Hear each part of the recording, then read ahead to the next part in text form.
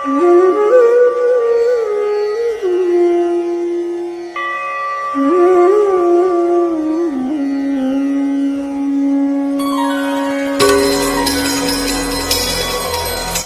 धर्म से श्रेष्ठ नहीं होता। इसलिए आज सदगुरु कबीर साहब की उस प्रासंगिक चिंतन को लेकर के हम बातें करेंगे। कुछ समझने के लिए, कुछ सीखने के लिए उपस्थित हुए हैं। तो अगर जब तक हम किसी की बातों को ठीक से समझेंगे नहीं, सुनेंगे नहीं, फिर उसको अपने जीवन में चरितार्थ नहीं कर पाएंगे। फिर यहाँ पर कबीर जयंती हो या कोई सम्मेलन हो, ये मनाना आपके लिए व्यर्थ सिद्ध होगा। अब भारतीय दर्शन में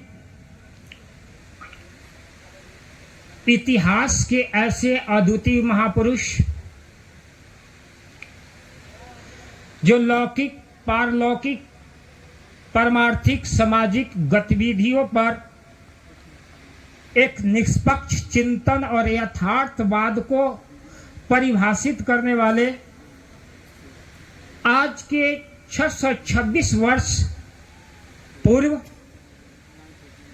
भारत के उस महानगर काशी में अवतरित हुए।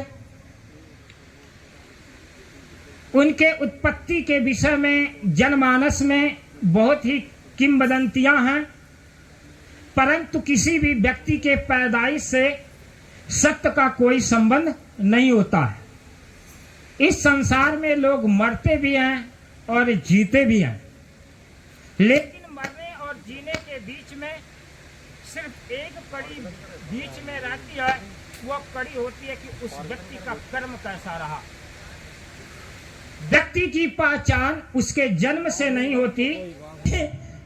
कथा यह कि वो बोला कि भाई देखो, चले जाओ उत्तर साइबेरिया में, वहां बहुत उपजाऊ जमीन है, वहां सस्ती जमीन लेकर के किसानी करो और अपनी दरिद्रता मिटा लो।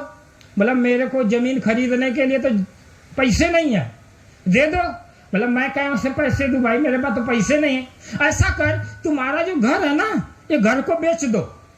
बोला घर कैसे बेचे, फिर रहूंगा कहाँ? अरे भैया तुम अपनी पत्नी को, बेटे को एक किराए के मकान में रख दो 2 महीना के लिए, और तुम ये घर को बेच दो। पैसा लेगा 5000 दिनार में, 5000 सोने की दिनार में। जब से सूरज उगेगा और डूबेगा, इसके बीच में जितनी तुम पैदल यात्रा कर लोगे, यानी पैर से चल लोगे, और उतनी जमीन तुम्हारी हो जाएगी। बोला ये सस्ता सौदा है। तो हम, उसने बोला मैं बताता हूँ, ऐसा सुनो, अपना घर को बेच दो, किराए पर मकान ले लो, अपने पत्नी को 1 महीना का खुराकी रख करके तू चल दे, और तुम वहां जाओ। और जाने के बाद में वहां एक शर्त है कि 5000 दिनार जमा करोगे, समझ में, सिक्योरिटी जमा करोगे, और सुबह सूर्योदय से लेकर के सूर्यास्त तक जितनी पैदल यात्रा करके जमीन घेर लोगे वो तुम्हारी। 1 बीघा, 2 बीघा, 100 बीघा, 10 किलो, 20 किलोमीटर। इसने समझ में आई, तो बहुत अच्छी बात बता रहा है। उसने अपना घर बेच दिया और 2 दिनार में किराए पर मकान रख करके क्या किया, वो चल गया ट्रांस साइबेरियम। वहां गया तो नियत स्थान पर पहुंचा। बोला ये ऐसी यहाँ पर बातें सही है? बोला हाँ ये सही है। तो बोला लिखा पढ़ी हुई, लिखा पढ़ी ये हुई कि ये जो खूंटा है, ये जो खूंटा है, इस खूंटे से तुमको सुबह सूर्योदय होते ही चल देना होगा, और वापस लौटकर इस खूंटे तक आओगे, और जितनी यात्रा करके जमीन कब्जा कर लोगे 13 हो जाएगा। और जब तक इस खूंटे को नहीं छू पाओगे और बीच में मर गए, प्राण छूट गया, कुछ भी हो गया, या तुम आ नहीं पाए, तो जो तुम्हारा 5000 सोने की दिनार वो भी चली जाएगी और जमीन भी नहीं मिलेगी। उसको घबराहट हुई, ऐसी बात भाई ये तो ठीक है पैदल यात्रा हो, लेकिन शाम सूर्योदय से पहले पहले, सूरज डूबने से पहले खूंटा छूना है तुमको, यहाँ पकड़ना है। बोला ठीक है। उस बनिए ने क्या किया, 5000 दिनार दे दिया और पैदल चलने लगा। वो पत्नी जो है उसको क्या की थी, खाने के लिए अच्छी सब्जी और पराठा बना रखी कि जब जाओगे तो रास्ते में इसको खा लेना। बोतल में पानी दे दी। जब वो सुना, रखा रहा, वो चलने लगा, आगे बढ़ा तो अच्छी जमीन मिली। फिर चला आगे, चलता गया तो जैसे जैसे आगे बढ़ता जा रहा, जैसे जैसे आगे बढ़ता अच्छी अच्छी जमीनें उसको दिखाई देने लगी। दोपहर हो गया। दोपहर होने के बाद क्या होता, दोपहर होने के बाद में देखता सूरज आसमान में। अगर मैं भोजन करता हूं, भूख लगी है, प्यास भी लगी है, वो सोचा कि अगर मैं भोजन करूंगा बैठ कर तो आधा घंटा लगेगा, पानी पीऊंगा तो भी समय लगेगा। ऐसा करूं, भोजन पानी तो खाते रहते हैं, चलो खाना ही खाएंगे, चलो चलते हैं। तो 12 बजा तो दौड़ने लगा। उसको ज्यादा जमीन चाहिए थी, तो उसने दौड़ करके अगर यात्रा करूंगा तो मुझे ज्यादा जमीन घेरने में आए। तो दौड़ता दौड़ता और चला गया, आगे बढ़ा तो और जमीनें। फिर देखा तो ये तो 3 बजने वाला है। अब उसको याद आई उस जमींदार का कि अगर हम शाम तक उस खूंटे का स्पर्श नहीं करें, खूंटे तक नहीं पहुंचूंगा तो हमारा जमीन भी चला जाएगा और 5000 सोने की दीनार भी चली जाएगी। और वापस लौट रहा, 3 बजे वापस लौटा, दौड़ने लगा, हाँफते हाँफते हाँफते। और एक नजर अपनी दौड़ पर है, दूसरी उस डूबते सूरज पर है, अपने लक्ष्य पर है। कभी आसमान में देख रहा है, कभी दौड़ रहा है, आगे दौड़ता रहे, दौड़ता हुआ, और इतना थक गया, लहूलुहान हो गया कि वो लुढ़क गया। फिर सांस बांधने के बाद फिर दौड़ना शुरू किया। चलते चलते धीरे धीरे सूरज डूबने का आया। जब सूरज डूबने को आया, उसके अंदर असमंजस और निराशा घेर ली। क्या होगी? निराशा घेर ली। और निराशा घेरने के बाद फिर दौड़ना शुरू किया। हाँफ रहा है, मुंह सूख गया है, और प्राण अब तब 3 फीट जैसे अभी फूटा है, सूरज डूब जाता है और वो बनिया 3 फीट दूर से धड़ाम से गिर जाता है और उसके मुख से लहू निकलने लगता है और वो प्राण छोड़ देता है। क्या करता है? प्राण छोड़ देता है। परंतु खूंटे का स्पर्श नहीं कर पाता। वह जीवन भी गंवा देता है और संपत्ति भी गंवा देता है। ये कहानियां हैं जीवन की। यहां पर कबीर साहब ने कहा है ये झूठ की जिंदगी है। अब प्रश्न खड़ा होता है कि वो बनिया अपनी संपत्ति भी गंवाया, जीवन भी गंवाया, उसके हाथ क्या लगा? क्या उस बनिए की गाथा हमारे लिए बड़ी रोचक है कि वो जरा मूर्ख रहा होगा? बनिया मूर्ख रहा है, तभी वो पागल की तरह जमीन के चक्कर में पड़ा रहा, अच्छी अच्छी धन संपत्ति इकट्ठा में लगा रहा। उस बनिए की दशा हमारी है। क्या हम बनिए की तरह दौड़ नहीं लगा रहे हैं? हम भी उसी तरह से दौड़ रहे हैं। ये मन हमको धोखा देला, मन हमारा मित्र है और ये मन हमको क्या है? धोखा देता है। कैसे धोखा देता? ये बनिया का मित्र है। बनिया क्या है? हमारी चेतना। बनिया का मतलब जो जिससे जीवन बना है। किससे जीवन बना है? चैतन्य स्थिति से बना है, चैतन्य की उपस्थिति में जीवन बना। अगर चेतना कोई शरीर से निकल जाए तो आपका जीवन नहीं, जीवन नहीं। तो ये जीवन और चेतना के बीच में एक मन है। मन मित्र है और मन शत्रु है। कैसे? मन एवं मनुष्याणाम बंधन विशेषता निर्विषयम। बंधन, अगर ये मन विषयों में आसक्त हो जाता, काम में, क्रोध में, आसक्ति में, मोह में, मद में, मत्सर में, अर्थात मन के अंदर विकार आ गए, मन विकारग्रस्त हो गया, तो यह मन आपका शत्रु हो गया। मन के अंदर करुणा हो गया, प्रेम है, स्नेह है, वात्सल है, सहानुभूति है, करुणा है, सहृदयता है, समता है, सद्भावना है, मुदिता है और मैत्री है।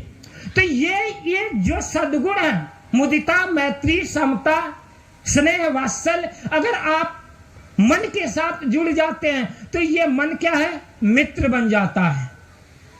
और ये मन रूपी मित्र जब इसके साथ सद्गुण जुड़ते हैं, मैत्री जुड़ती है, तो फिर क्या होता है, समस्त मानव जगत, समस्त अस्तित्व, समस्त ब्रह्मांड आपके लिए वरदान हो जाती है। अर्थात समस्त ब्रह्मांड से क्या होता है, आशीष बरसने लगती है। अब प्रश्न खड़ा होता, आशीर्वाद क्या होता, आशीर्वाद की क्या परिभाषा होती है। बड़े छोटे मैं देख रहा हूं माताएं आधा गले लग रही हैं, आधा बड़े प्यार है फार में गले लगती है, एक आधा लपट रही है, झुक रही है, आते हैं पैर पड़ रहे हैं, घुटने पड़ रहे हैं। कभी भी किसी के प्रति आवाज, एक इंपॉर्टेंट बातें बताता हूं, अगर आप किसी का अभिवादन करते हो तो उससे आपको पॉजिटिव एनर्जी मिलेगी। कैसे मिलेगी, अगर आप घुटने को स्पर्श करते हो तो आपको के जीवन में दुर्भिक्षता आती है। घुटना का जो केंद्र है दुर्भिक्षता का केंद्र है। कैसे, इस समस्त ब्रह्मांड का तल क्या है, वजन कहां पर पड़ता संपूर्ण शरीर का, ये पैर का, और पैर में भी सबसे बड़ा मुख्य इंपॉर्टेंट अंग क्या है, जो नाखून अग्रभाग।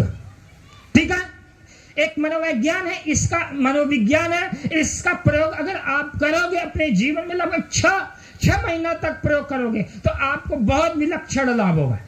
अब प्रश्न है कि जैसे आशीर्वाद, एक ने बोला खुश रहो बच्चा, ठीक है, ऊपर से, एक ने बोला जियो बच्चा, ठीक है, अपने अपने तरीके से आप थोड़ा से अभिवादन करते तो एक संवेदनापूर्ण शब्द अपने आप निकल जाता। नहीं कुछ बोलना होता तो भी क्या होता है, कुछ न कुछ बोल देते हैं। परंतु हम कबीर के अनुयायी पर कबीर पंथियों का अभिवादन का सूत्र हर किसी को नहीं मालूम। शुरू में मैंने बताया था कि अगर हम संत गुरु के प्रति अभिवादन करते तो कैसा करना चाहिए।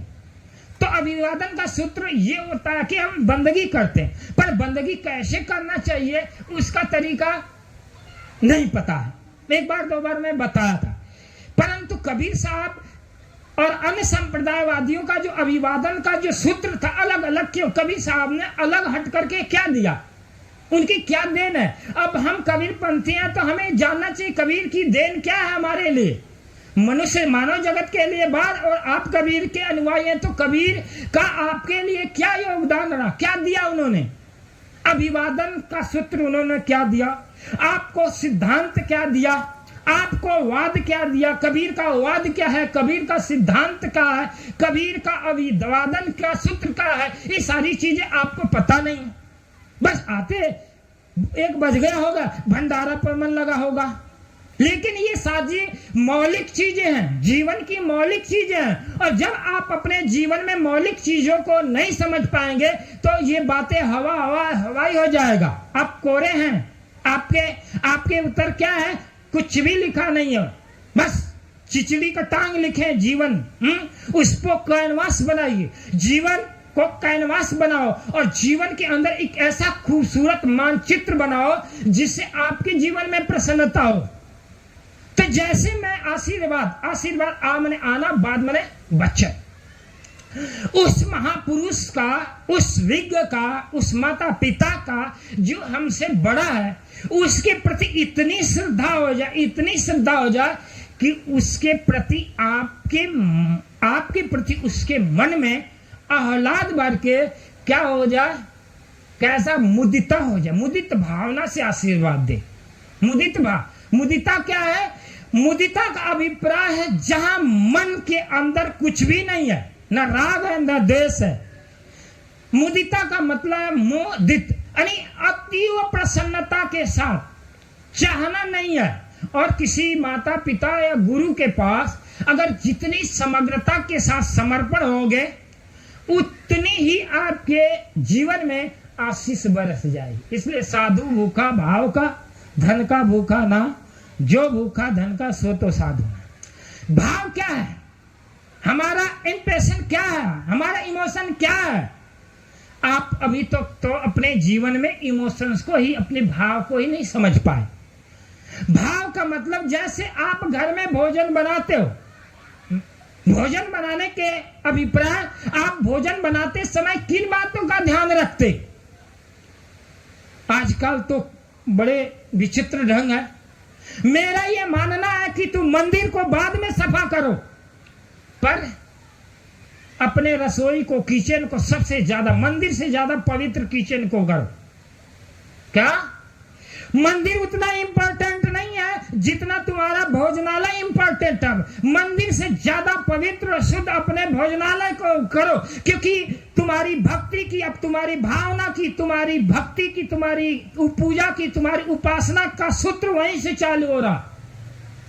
अगर तुम भोजनालय को पवित्र, शुद्ध, निर्मल बना करके रखो तो तुम क्या करोगे? एक पेड़ के अंदर, पेड़ के पास में, एक पत्थर के पास में भी बैठकर अगर इबादत करोगे तो क्या है? अस्तित्व बरस पड़ेगा। इबादत यही है कि दुखियों की इमदाद करना, जो नासाद हो गए उन्हें दिलसाद करना। नमाज और पूजा यही है दोस्तों, जो बर्बाद हो गए उन्हें आबाद करना। अब कैसे आबाद करोगे? जब तुम्हारे भाव पवित्र होते, तुम्हारे अंतःकरण निर्मल होंगे, तुम्हारे विचारों की निर्मलता, मन की शुद्धि, मन की पवित्रता ही आपकी पूजा है। अदरवाइज आप केवल, जो कबीर साहब कह रहे हैं कि ये झूठे का बहाना, मान बढ़ाई ले रहे हिंदू तुर्क जाति, बात बेवते आसमान की मुद्दत नहीं है। बहुत खुदी दिल थे बूढ़े बिन पानी, कहीं कबीर कासो कहो। कबीर साहब हार गए। कबीर साहब कहते हैं कासो कहो। आपका बेटा बेटी आपकी बात नहीं माने तो आप थक जाते हो। इसको क्या समझाऊं, कैसे समझाऊं? एक बेटा पियक्कड़ है, दारू पी रहा है, माँ बाप कहते हैं ये तो सम्मान हमारा खत्म कर दिया, हमारी इज्जत लुटा दिया, संपत्ति लुटा दिया। और यहाँ पर बैठे लोग भी कितने दारूबाज होंगे, कितने नशे। एक तो शराब के नशे में, कुछ धन के नशे में, कुछ पद के नशे में।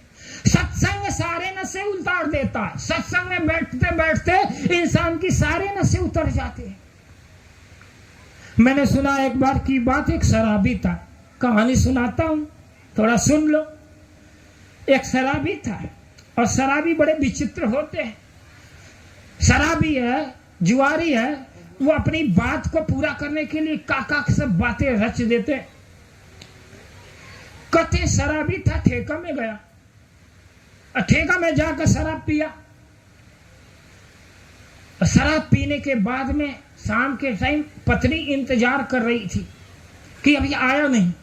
और उन औरतों से पूछो जो शराबी शराब पीता हो और शराब पी करके घर में आता हो। शराब पीकर जब घर में आता है तो पत्नी की क्या दशा होगी, जरा सोच सकते हो? थोड़ा वहां आप औरत बन करके देखो, एक क्षण के लिए औरत बन कर देखो।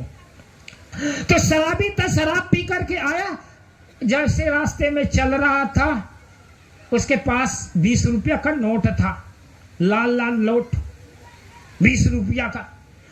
और एक अच्छी हलवाई की दुकान दिखी।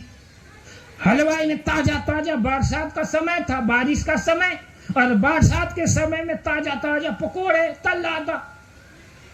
और जब पकोड़े तल रहा था तो खुशबू आई। और शराबी शराब पीता है तो पकोड़े और नमकीन की तलब ज्यादा बढ़ जाती है।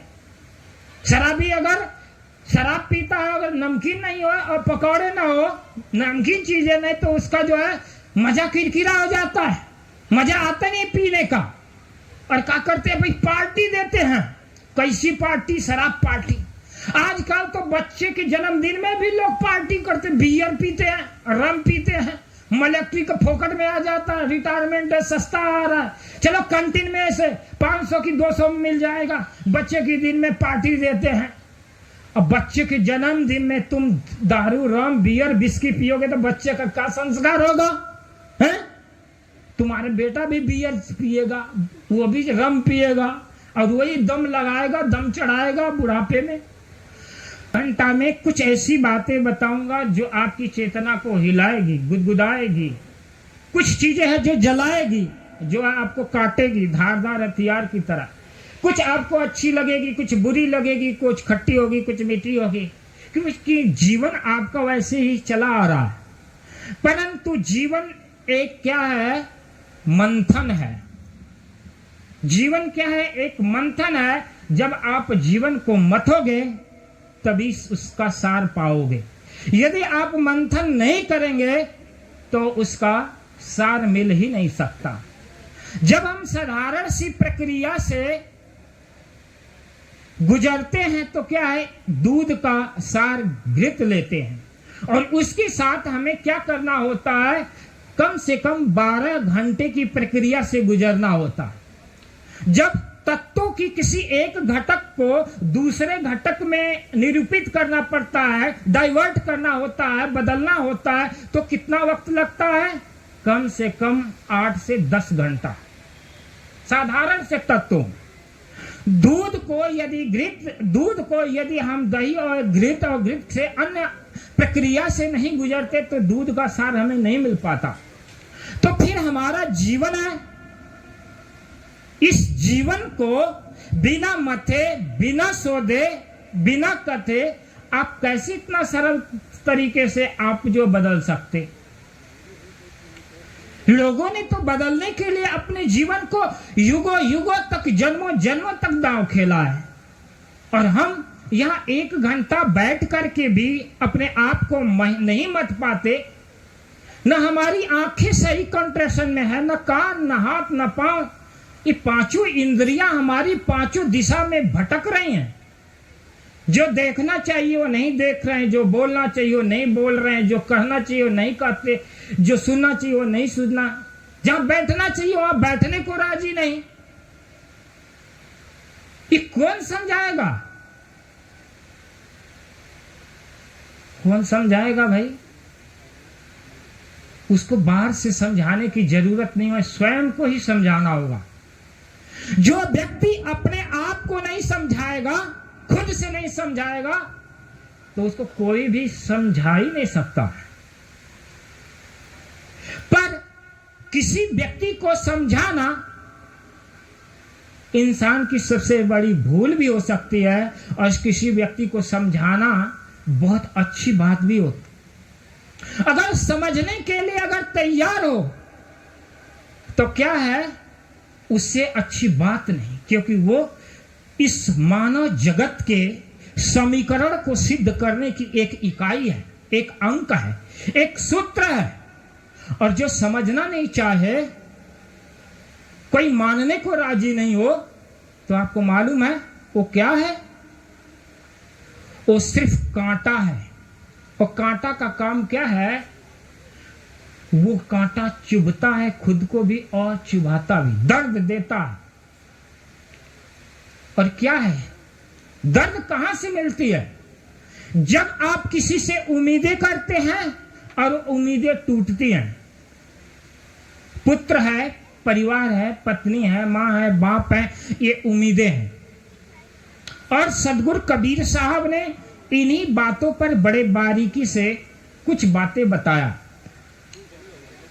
आज समस्त कबीर अनुयायियों का एक बहुत ही बड़ा महापर्व है, और इस महापर्व में हम सभी एकत्रित हुए। पर्व का अभिप्राय क्या होता है, जहां पर पहुंच करके हमारी बुद्धि पवित्र होती है। पर्व का मतलब क्या होता है, जहां पर कि खा करके, पी करके, हंस करके, बोल करके, कुछ मन की चहलकदमी करके घर चले आए, कुछ दान दे दे, कुछ फूल पत्ती नहीं। पर्व का मतलब होता है जहां पर बैठकर अपने जीवन की नवीनता का संगम होता है, जहां पर बैठकर मन नवीन होता है, पवित्र होता है, नूतन होता है, शुद्ध होता है, बुद्ध होता है, उसको कहते हैं पर्व। अर्थात निम्नता से उच्चतम तक की तरफ, निम्नता से श्रेष्ठता की तरफ बढ़ने का जो उचित भूमिका है, उसी को पर्व कहते हैं। और ये कबीर अनुयायियों के लिए बहुत ही सुंदर सुअवसर है। तो मैं कबीर की कुछ पंक्तियों पर ऐसे विश्लेषण करूंगा जिसमें हमारे पारिवारिक, सामाजिक और परमार्थी की तीनों बातें समाई होंगी। कबीर ने कहा, झूठे जन पतियाए हूं सुनत सुजाना, तेरे घट में ही ठगपूर है मत खोऊ पाना। झूठे की मंडान है धरती आसमाना, दसों दिशाओं की फंद है जीव घेरे आना। जोग जप तप संयमा तीरथ व्रत दाना, नौधा भक्ति है सब का फाना। काहू के बचने फिरे काहू कर्म आती, मान बड़ाई ले रहे हिंदू तुर्क जाति। बात ब्योते आसमान की मुद्दत नियरानी, बहुत खुदी दिल राखते बूढ़े बिन पानी। कहीं कबीर कासो कहो सकलो जग अंधा, सांचा से भागा फिरे झूठा का बंदा। एक कुछ पंक्तियां हैं कबीर की मार्मिक। इस मार्मिक पंक्तियों पर हम अपनी बातें रखेंगे। जैसा कि जनमानस में लोग प्रचलित है कि लोग धर्म के नाम पर, अध्यात्म के नाम पर न जाने क्या क्या चीजें इजाद कर जाते हैं, पर सत्य के नाम पर, धर्म के नाम पर जब झूठ का प्रचार होता है, आडंबर का प्रचार होता है, अंधविश्वास का प्रचार होता है, उसी बात को कबीर ने यहां पर जोरदार चोट मारी है। कते झूठे जनपति आयो संत सुजाना। पतियाने का मतलब होता है मानना, स्वीकार कर लेना। कते है भाई झूठ को मत मानो, झूठे जन पतियायो, झूठ को मत मानो। हे कल्याण के प्रेमियों, हे जीवन के सत्य की खोज करने वाले लोगों, झूठ को मत पकड़ो। और तुम तो अनादिकाल के जगत में अच्छे जानकार हो। क्या हो? अच्छे जानकार हो। सुजान का मतलब सु माने अच्छा, जानने वाला। तुम तो सब कुछ अच्छे जानने वाले हो।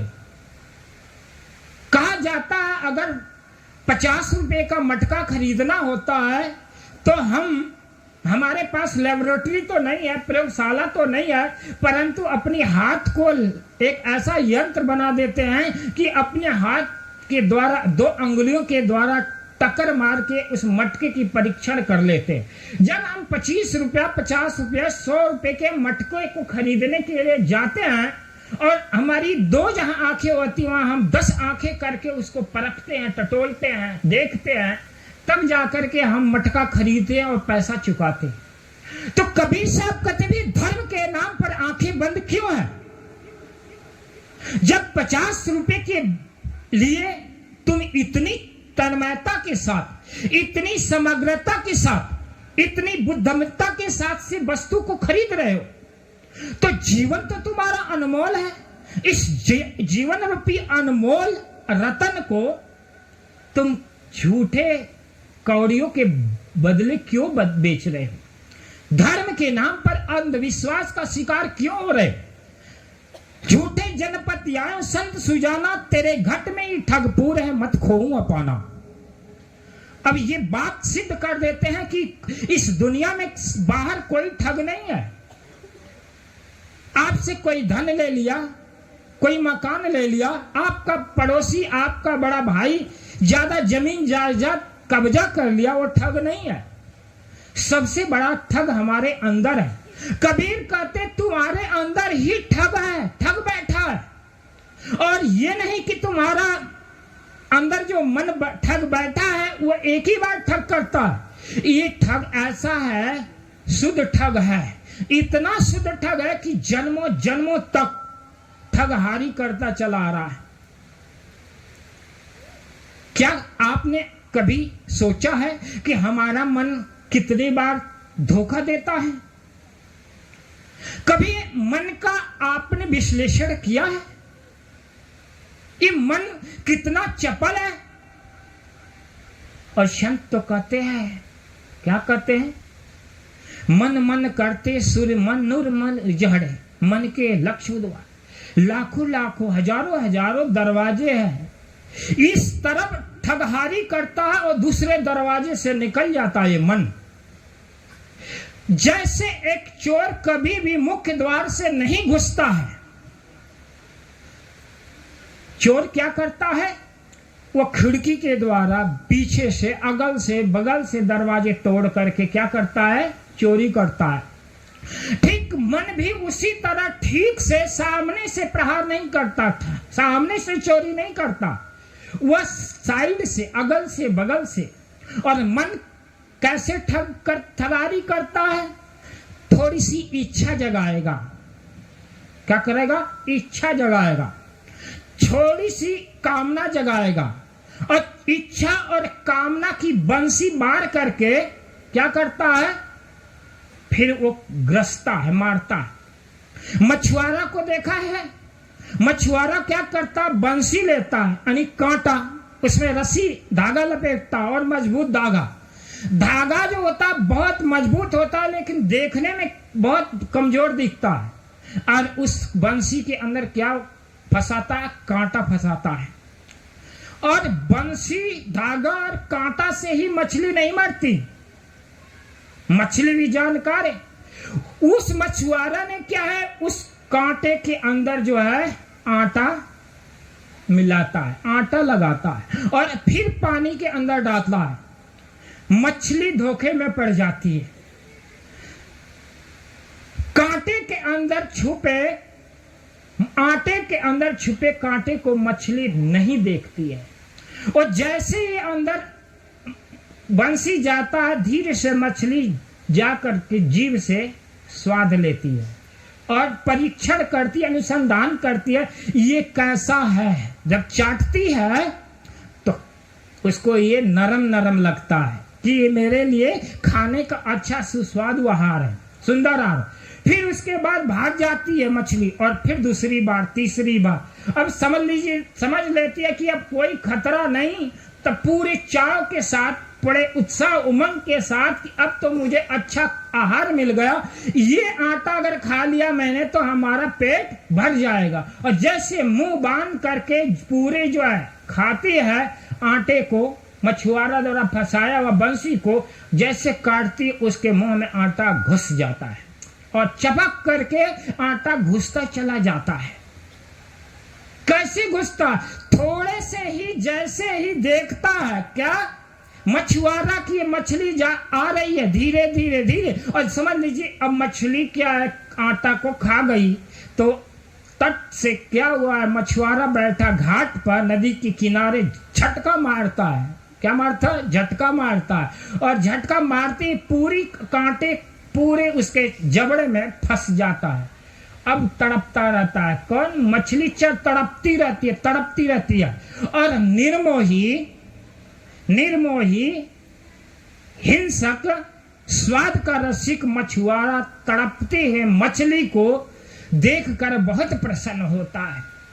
और जब मछली नहीं फंसती है तो क्या होता है? वो निराश हो जाता है, घंटों बैठा रहता है, 2 घंटा, 3 घंटा, 4 घंटा इंतजार करता, और जैसे ही मछली फंसती है बड़ी प्रसन्न होता है। और आपने देखा है मछली पर क्या गुजरती होगी? मनोविज्ञान को समझिए। एक व्यक्ति जो हिंसा करता है, मछली को मारता है, कांटा फंसाकर, आटा लगाकर कांटा फंसाकर मारता है, मछली तड़पती रहती है, तड़पती रहती है। उसके पास आवाजें नहीं है कि वो पुकारे किसी को, बुलाए किसी को बचाने के लिए, क्योंकि बचा ही नहीं सकती। परंतु मनुष्य को बचाने वाला है। मनुष्य जब फंसता है, मनुष्य के गले में जो आटा फंसता है, कांटा फंसता है, तो उसको बचाने वाला है कोई गुरु।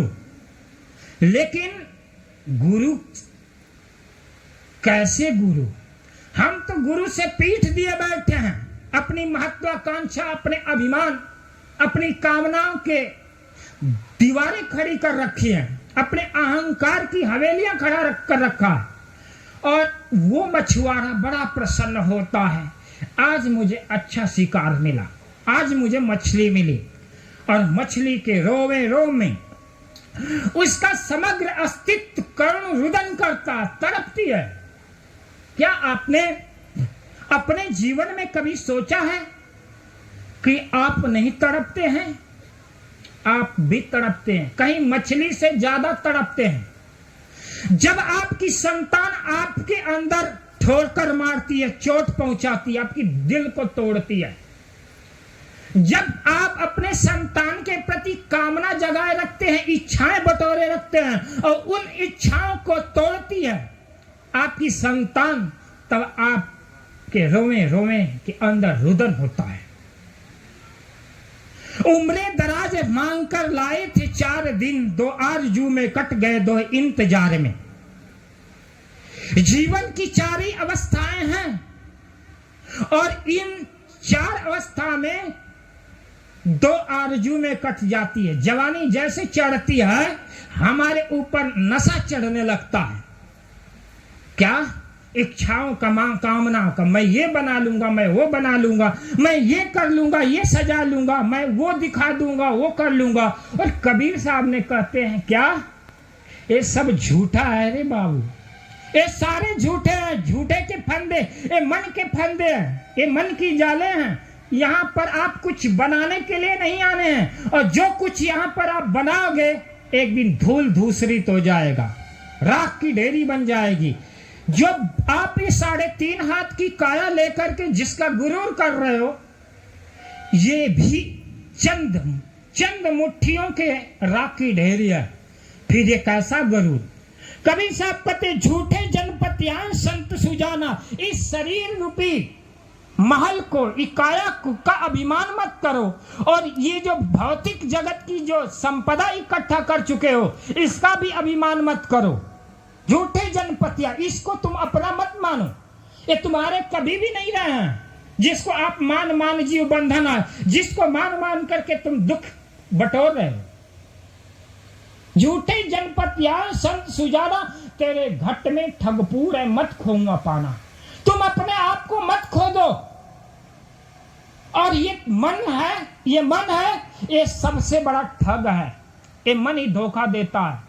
और कभी सत्संग में बैठते हैं तभी मन की चाल समझने में आती है, अदरवाइज मन की चाल समझ में नहीं आती है। मन जब गलत करता है तब भी कहता है कि मैं अच्छा ही कर रहा हूं। इसलिए जानते हैं, जब चोर चोरी करता है तो चोरी को वह एन केन प्रकार सही सिद्ध करने का प्रयास करता है। एक आदमी अगर हिंसा करता है तो हिंसा को भी क्या करता है? सही सिद्ध करना चाहता है। इसका मालूम है, क्योंकि उनका मन बहुत ही जटिल हो चुका है। झूठे जनपत्यान संसुदाना, तेरे घट में ठग पूरे मत खो पाना। क्योंकि तुमने मन का सुना तो चेतना मर जाएगी।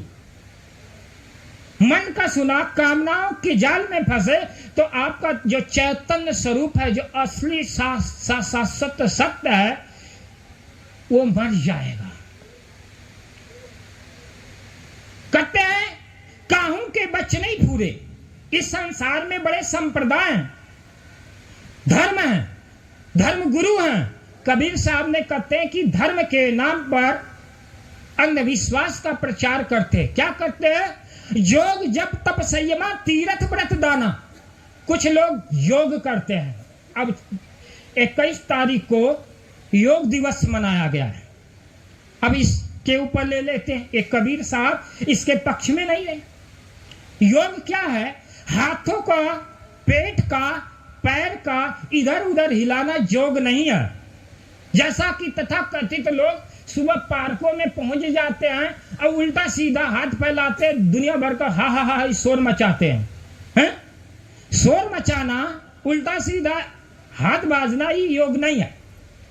हमारे दर्शनों में सदगुरु कबीर साहब ने सहज योग का विश्लेषण किया। गीता में भगवान कृष्ण ने भी योग का विश्लेषण किया। और सच्चा योग क्या है? सच्चा योग है जो मनोवृत्तियां हमारा इस संसार में विचरण कर रही हैं। शब्द, स्पर्श, रूप, रस, गंध, ये 5 विषय जो बाह्य जगत में फंसे हुए हैं, उनको समेट करके आंतरिक चेतना की तल पर लगाना, इसको योग कहा गया है। अर्थात जो मनोवृत्तियां बाहर भटक रही हैं वह अपनी चैतन्य सत्ता की तरह मोड़ना योग है। पातंजल ऋषि कहते हैं चित्त वृत्ति निरोधस्य योगा। वो नहीं कहते हैं कि भुजंगासन करो, कुक्कुटासन करो, शीर्षासन करो। वो कहते हैं चित्त वृत्ति निरोधस्य योगा।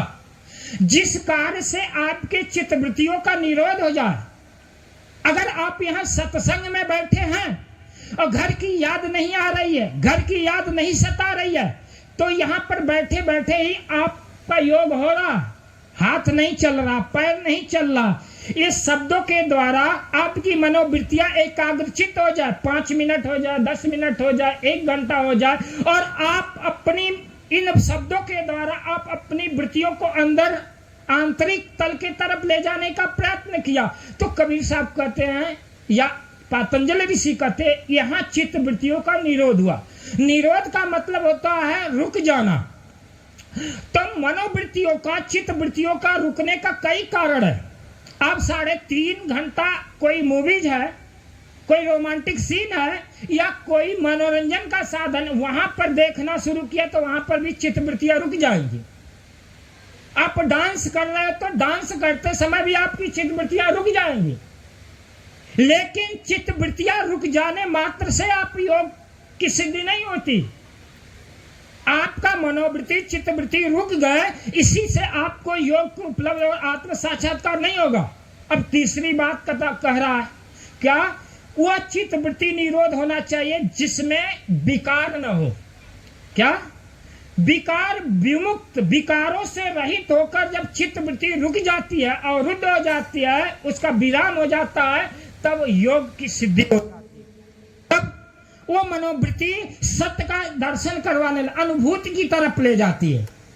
और यदि आपने बाहर के विषयों के द्वारा, बाहर की विषय वस्तु को पकड़कर चित्तवृत्तियों को आपने रोक लिया, तो वह उस क्षण के लिए तो रुकेगा, लेकिन वह आसक्ति का जन्म ले लेगी, आसक्ति बन जाएगी। अब ये सारी चीजें गुण बातें आम आदमी के समझ में नहीं आएगी, लेकिन सत्संग का अभिप्राय है कि हमें आपके समय को बर्बाद नहीं, बल्कि जो कबीर साहब की देन है, अक्षरश सत्य बातें हैं, उसको समझो।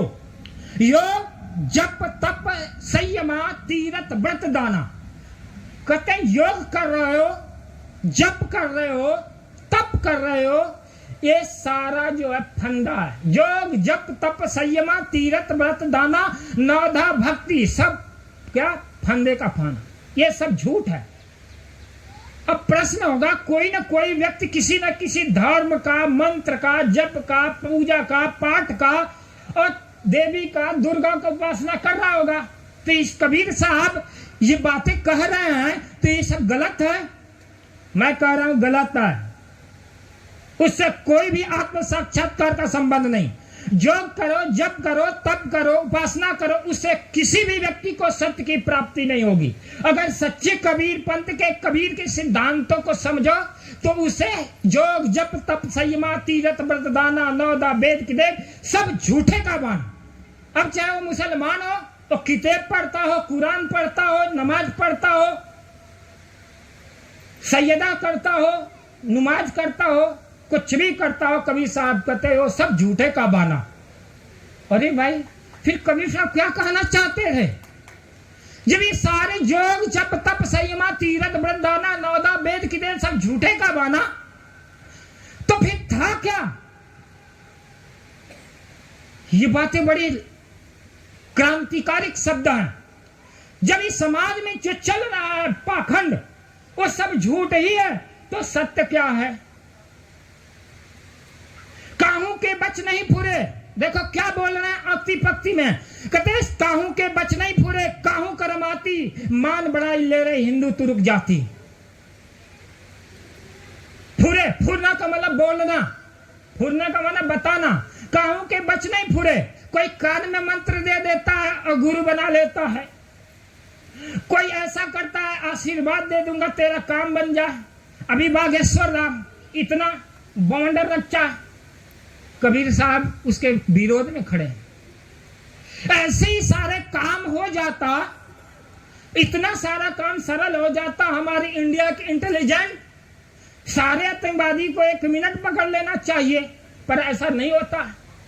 कबीर साहब कहते काहू के बच नहीं पूरे, काहू करामाती मान बढ़ाई ले रहे। करामाती मतलब जादू टोना। आप देखे होंगे इस आशीर्वाद में महात्मा ने आशीर्वाद से जो कढ़ाई में तेल में पानी में पूरी बना दिया, उसने आशीर्वाद दिया, उसको बच्चा पैदा हो गया। महात्मा ने आशीर्वाद दीजिए, भला उसकी नौकरी लग गई। महात्मा ने आशीर्वाद दिया, उसकी शादी हो गई, 10 साल से शादी नहीं हो रही। उसकी बहू को जो काम से बच्चा नहीं हो रहा, महात्मा से आशीर्वाद ले लिया काम से कि उसका बच्चा हो गया। कबीर साहब इसके विरोध में खड़े। यह प्रकृति का नियम है और प्रकृति के नियम के विरुद्ध किसी के आशीर्वाद का, किसी के मंत्र का, किसी के तंत्र का कोई काम नहीं। कहते काऊ के बचने पूरे काऊ करमाती मान बढ़ाई ले रहे। कहते ये मान बढ़ाई की बात है, मान बढ़ाई ले रहे हिंदू तो रुक जाते। इधर मुसलमान भी मान बढ़ाई में मर रहे हैं और इधर क्या है हिंदू भी, दोनों क्या है अपने घाट को छोड़े। अब प्रश्न खड़ा होता फिर क्या, कहूं कि बचने पूरे काऊ करामाती मान बढ़ाई ले हिंदू तो रुक जाती। बात बेवते आसमान की मुद्दत नियरानी, बहुत खुदी दिल राखते बूढ़ी बन पानी। कहते हैं कि ये 4 दिशाएं हैं, पूरब पश्चिम उत्तर दक्षिण। आप इन दिशाओं को समझ लिए, लेकिन सदगुरु कबीर साहब के दृष्टिकोण में 4 दिशा 4 वेद हैं। 4 वेद, सामवेद, यजुर्वेद, यथर्वेद, ऋग्वेद, ये 4 वेद 4 दिशाएं हैं। 6 शास्त्र उपदिशाएं हैं, एक पृथ्वी और आकाश, एक अखिल ब्रह्मांड समस्त। इन सारी 4 दिशाओं के बीच में सदगुरु कबीर साहब कहते हैं कि तुम्हारा जो चैतन्य सत्ता है, तुम्हारी जो चेतना है, यही सबसे ज्यादा महत्वपूर्ण है। किसी की बातों को सरलता से मत मान लो। आपकी श्रद्धा किसी के ऊपर है, भक्ति है, तो जब तक उसकी बातें हमारे 3 सिद्धांतों पर लागू नहीं होती, उसको मत स्वीकार करो। शास्त्र प्रमाण, गुरु प्रमाण और अनुभव प्रमाण। इन तीनों प्रमाणों में 3 प्रमाण में अंतिम प्रमाण जो है अनुभव प्रमाण सबसे श्रेष्ठ है। अनुभव प्रमाण जैसे में आपने कुछ खाया और खाने के बाद में आपको कैसा लगा, मीठा लगा। आप ये अनुभव आपके लिए प्रमाणित हो गया कि ये जो वस्तु है मीठा है। लेकिन बगैर किसी वस्तु का सेवन किए खाए उस व्यक्ति के अनुभव से आप वंचित हैं। तो अनुभव क्या है? अनुभव वो भी सत्य के अपने आप का अनुभव क्या कैसे करें, जिसको कबीर साहब ने कहा है, और जिसको कहा कि ये करामाती लोगों से बचना चाहिए। तो अनुभव केवल इतनी बात से है कि आपको सबसे पहले मन को बस में करना होगा, और मन हमारा बस में नहीं होता। जब हमारा मन ही बस में नहीं होगा तो अनुभव की तल पर कैसे जिएंगे?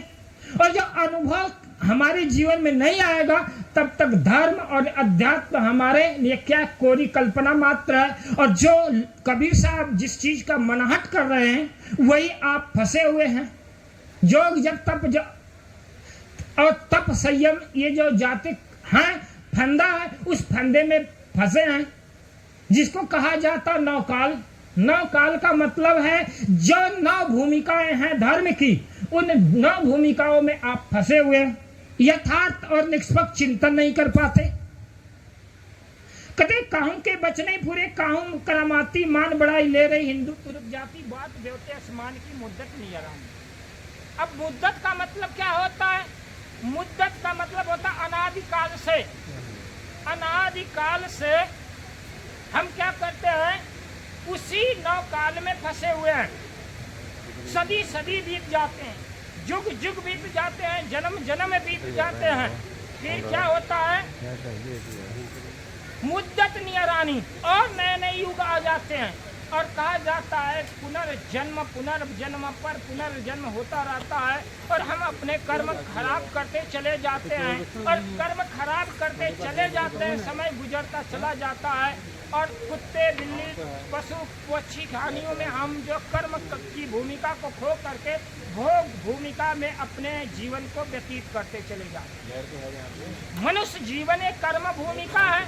यहाँ पर अच्छे कर्म बनाए जाते हैं और ये कर्म को जलाकर मुक्ति अवस्था को प्राप्त किए जा सकते हैं।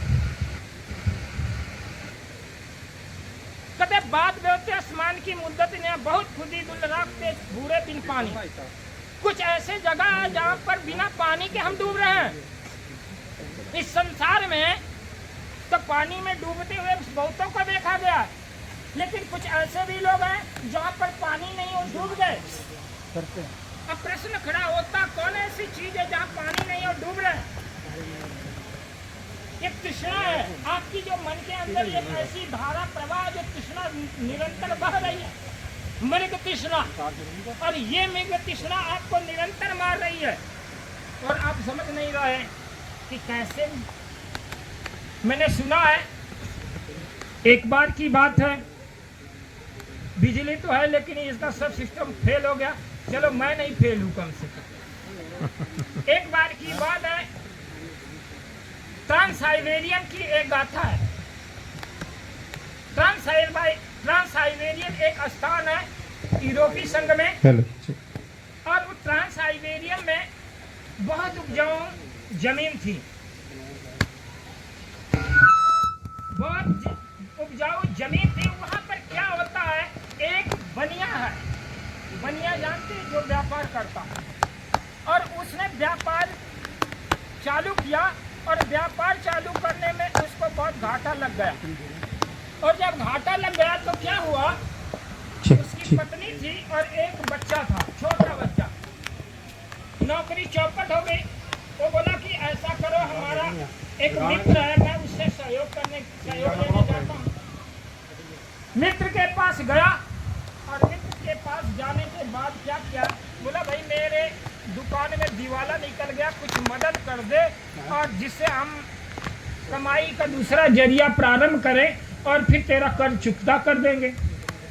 उस जो बनिया था, उस बनिया ने एक सुझाव दिया कि ये भाई तू मेरे से उधार क्यों ले रहा है। उसको भरोसा नहीं था मित्र पर, और आज मित्र के ऊपर भरोसा करना पर्दों में कुल्हाड़ी मारने के बराबर। आप किसी पर सहानुभूति दिखाएंगे, आप सहयोग बढ़ाएंगे, वो आपका गला दबोच लेगा। अरे आप पैसा दिए तो वो देने को राजी नहीं होगा।